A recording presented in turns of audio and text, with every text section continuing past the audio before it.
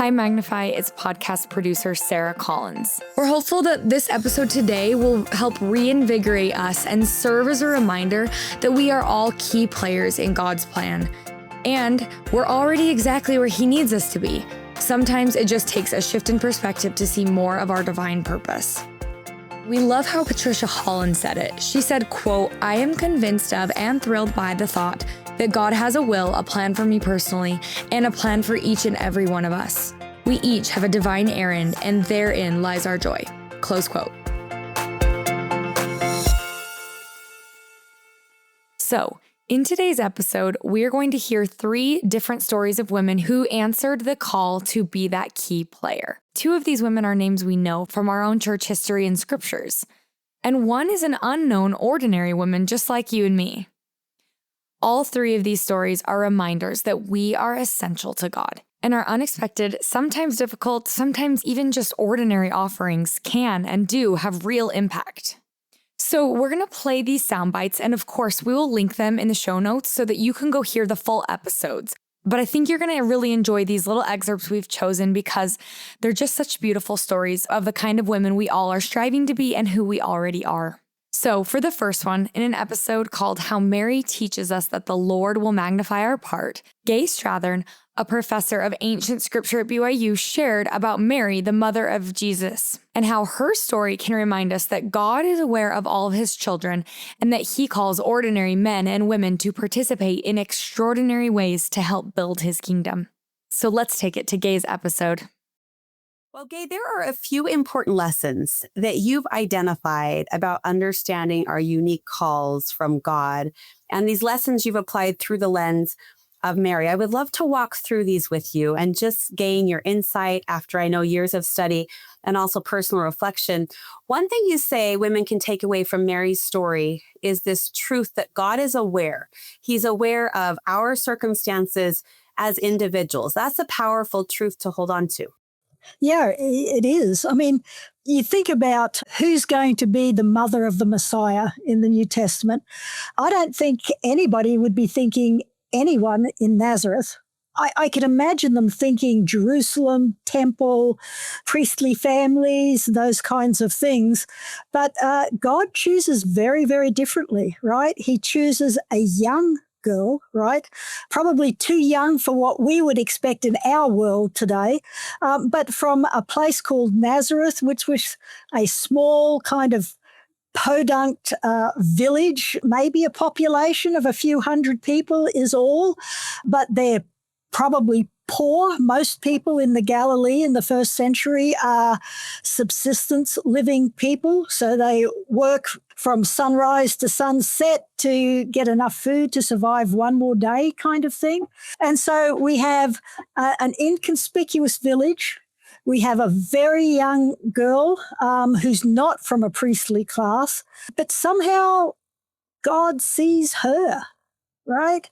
Of all of the women in Israel that He perhaps could have chosen, He chooses Mary. He's aware of her. He's aware of her circumstances, and He has a work for her to do, all right? And it's a magnificent work to do, a scary one, I would imagine, but He is aware of her, He knows her, and He chooses her to be a part of His great plan. Another part of me loving the story of Mary and my testimony of it is her response to Gabriel, right? When he says to her, "For with God nothing is impossible." And then what's Mary's response? Mary says, "Behold the handmaid of the Lord." The word handmaiden, the word in Greek is doulos, it's slave. Behold the slave of the Lord is what she's saying. Now, I know that slave has a really, really negative connotation, as it rightly should in today's world. But what this is saying is Mary is giving up her will to the will of God.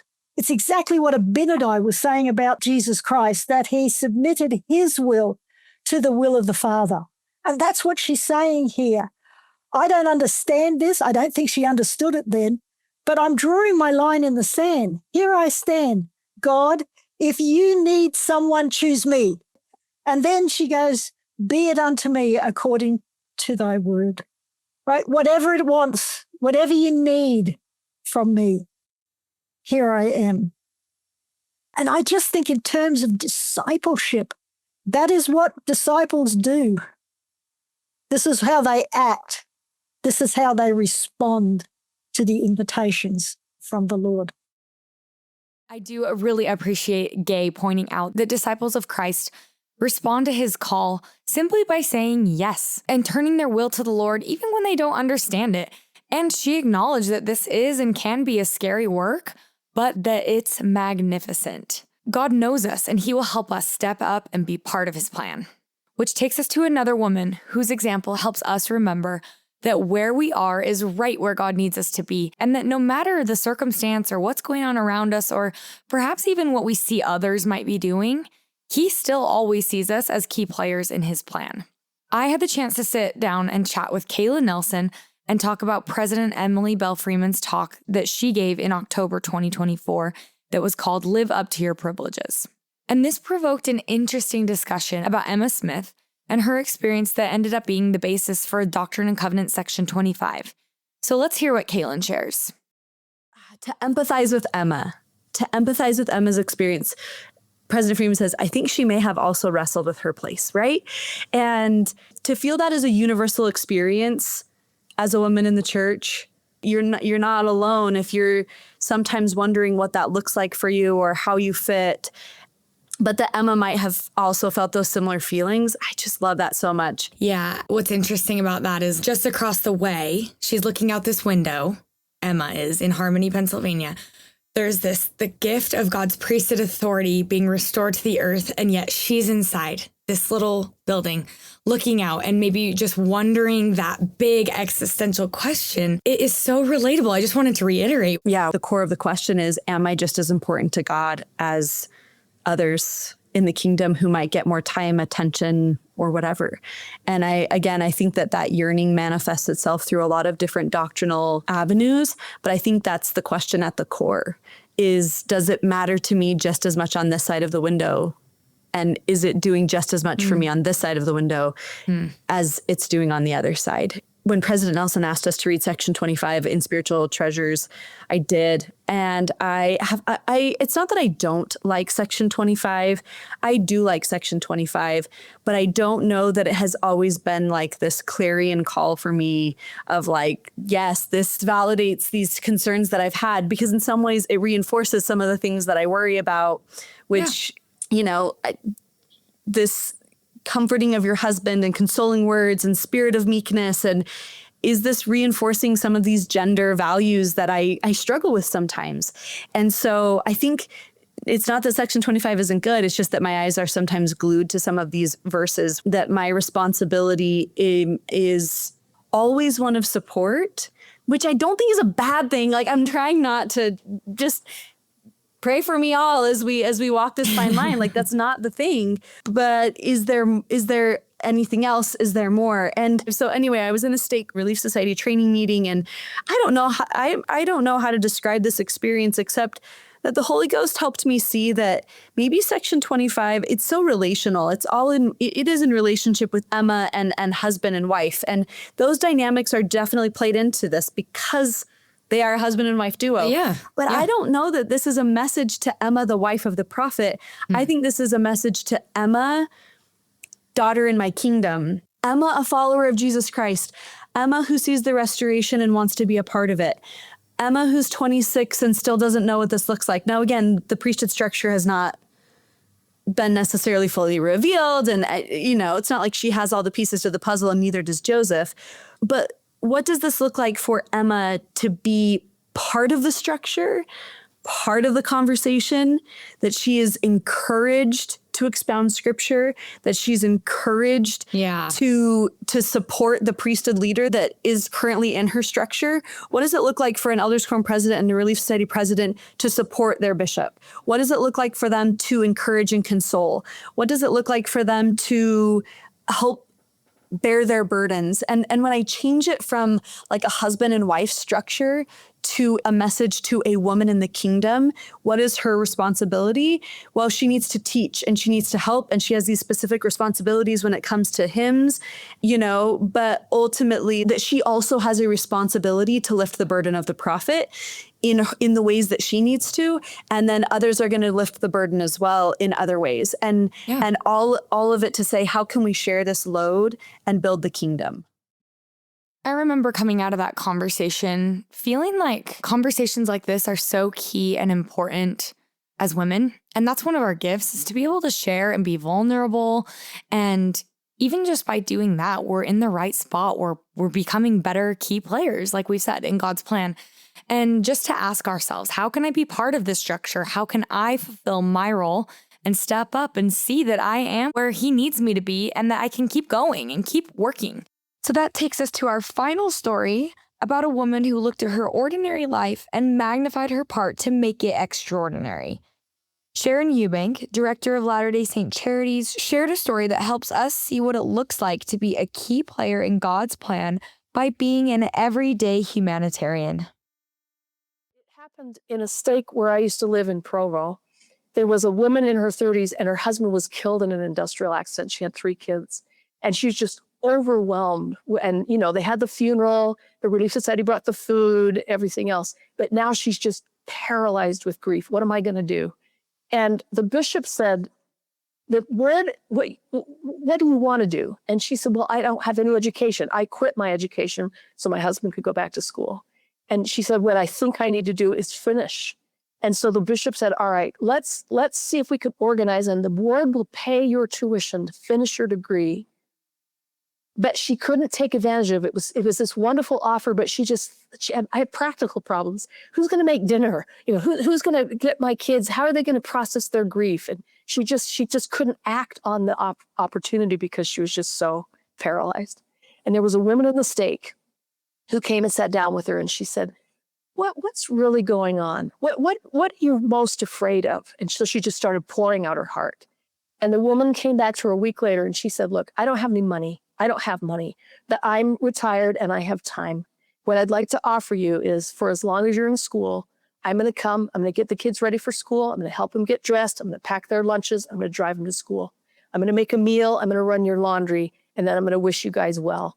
And she did this for 2 years. She did that for that woman for 2 years. And it wasn't the laundry and the food and everything that she did. It was the fact that they had somebody in the house who was just kind of helping them hold everything together. She did that because she sat down and found out, what is it you really need? It's not the bread I'm going to bring you. It's not, what do you really need? And then she responded. And that kind of an example, and it's such an ordinary example, makes all the difference in the world. I love that, because I think we are naturally really good at showing up and doing something. We're good at showing up with the casserole, right? We're good at showing up with the flowers. We're good in the moment. What I forget is 3 weeks later, after the passing of the individual and the person sitting alone. I mean, if you've had somebody in your life that has died that you've loved, you know what that is, that leading up to the funeral, everybody's there and you've got food coming. You can't even eat all the food that is brought to your home. And then 3 or 4 weeks later, when the world is quiet and everybody's gone back to life and you're just there alone, and asking that question of like, what do you actually need? If we could all space out our kindness and our service and our ability to help, what a difference we could make. I've really never thought, I'm embarrassed to say that, but I don't think I ask enough questions.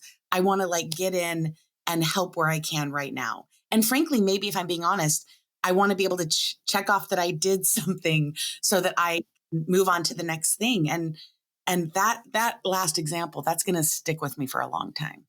Well, and I have to add to this too. And I'm just like this. You'll ask a question, they'll say, oh no, I'm fine, everything's okay. You're going to have to ask 8 or 9 questions to get down to the bottom of it. It's just the way we are. You got to dig a little deeper than yeah, everything's okay.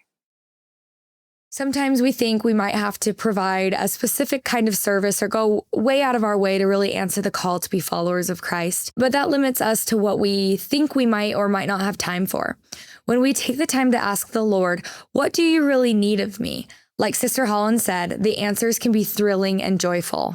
And in fact, I want to wrap here because in a recent devotional, President Camille Johnson said this, quote, "While the church and the Relief Society can and will use their global reach to scale inspired efforts to feed the hungry, give drink to the thirsty, clothe the naked, and care for the sick, the most important and impactful work continues to be done one by one. In trying to emulate Jesus Christ, we seek to recognize immediate needs around us and respond with love. We strive to be faithful stewards of his assets, which include the talents and opportunities with which we have been blessed, the earth in all its splendor, and the people in our sphere of influence." Close quote. I know that here at the Magnify community, we all strive to be faithful stewards of his assets. And with our sphere of influence and as ordinary women doing these extraordinary things and connecting to the truths that we already know, we're simply able to do that. And we are exactly where he needs us to be. And we are those key players in his plan. Thank you for listening to this special episode. It was so fun to share and look back on some of the great messages we've heard. And so don't forget, you can find all of these episodes in our feed. We'll have these specific ones linked in our show notes, and we have plenty other great episodes you can go back and listen to as well and share with your friends and your spheres of influence. Don't forget to follow us over on social media as well, and subscribe to our newsletter at magnifythegood.com, where you can be receiving your weekly inbox inspiration. And finally, don't forget to be subscribed to our show wherever you're getting your podcasts so that you can get each new episode drop every week. All right, thanks, and we'll see you next week on Magnify.